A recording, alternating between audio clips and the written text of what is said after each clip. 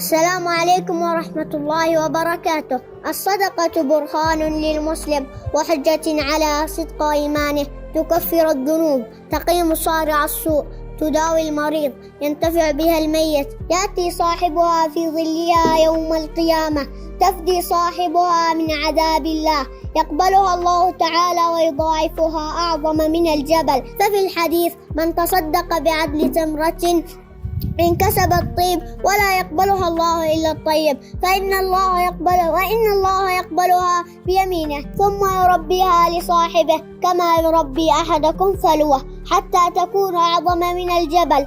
فللصدقات أنواع كثيرة، ورمضان شهر الإنفاق ومدرسة الجود والعطاء، فقد كان رسول الله صلى الله عليه وسلم أجود ما يكون في رمضان حين يلقاه جبريل، فلرسول الله صلى الله عليه وسلم أجود بالخير من الرياح المرسلة. ففي هذا الحديث بيان عظم جوده صلى الله عليه وسلم وأكثر الجود في رمضان. فللصدقات أنواع كثيرة منها تفطير الصائمين، السعي على الأرامل واليتامى، مساعدة الأسر المحتاجة، بني الجوامع، مساعدة طلبة العلم. قال تعالى: كمثل الذين ينفقون أموالهم في سبيل الله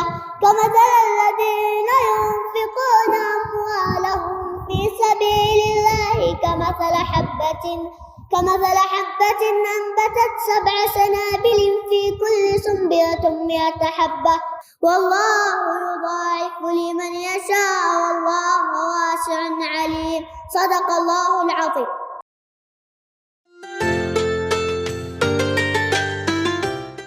ما معنى الصدقة؟ للإجابة على الأرقام التالية: